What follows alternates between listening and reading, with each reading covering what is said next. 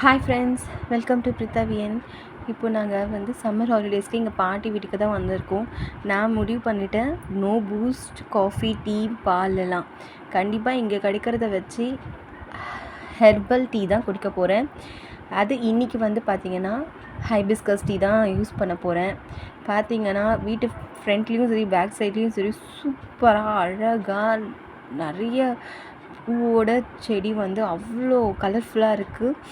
இது இப்போ தேவையான பூ எல்லாம் பறிச்சுக்கிட்டேன், ஏன்னா எல்லாருக்குமே நான் போட்டு கொடுக்க போகிறேன்.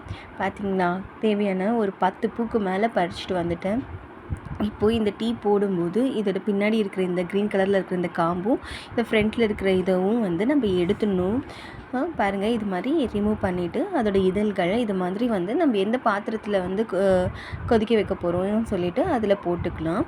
ஆக்சுவலாக செடியில் வந்து மார்னிங் வந்து தண்ணி விட்டுறதுனால எல்லாமே ஃப்ரெஷ்ஷாக வாஷ்டாக தான் இருக்கும். நீங்கள் வேணால் ஒரு வாட்டி வேணால் வாஷ் பண்ணிக்கோங்க பூ வந்து. இப்போ வந்து இதுக்கு எத்தனை பேருக்கு டீ குடிக்க போகிறாங்க அப்படின்னு சொல்லிவிட்டு அதுக்கு தேவையான அளவுக்கு தண்ணி ஊற்றிக்கோங்க. தண்ணி ஊற்றி வச்சுட்டு கேஸில் வச்சுடுங்க.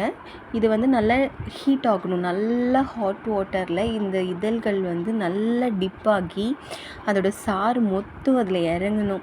ஆக்சுவலாக ஹார்ட்டுக்கு ரொம்ப ரொம்ப ரொம்ப நல்லது.